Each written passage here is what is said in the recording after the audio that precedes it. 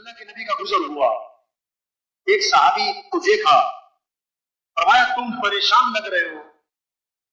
عرض کیا جی ہاں حضور، بہت پریشان ہوں، قرضے چڑھے ہوئے ہیں، پریشانیوں نے گھیرا ہوا ہے، اس لیے پریشان بیٹھا ہوں۔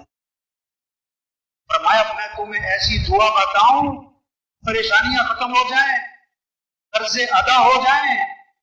جی بتائیں۔ کہ یہ دعا پڑھا کرو، اللہم انی اعوذ بک من الہم والحزن واعوذ بک من العجز والکسل واعوذ بک من الجبن والبخل واعوذ بک من غلبۃ الدین وقہر الرجال۔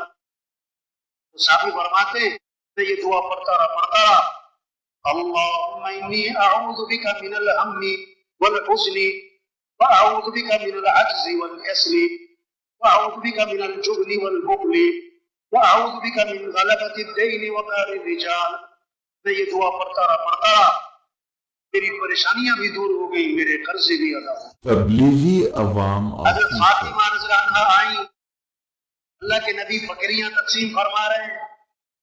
اللہ کے نبی نے فرمایا فاطمہ چاہو تو 5 بکریاں لے لو، چاہو تو 5 اللہ کے کلمات سیکھ لو۔ حضور بکریاں رہنے دیں، 5 کلمات سکھائیں۔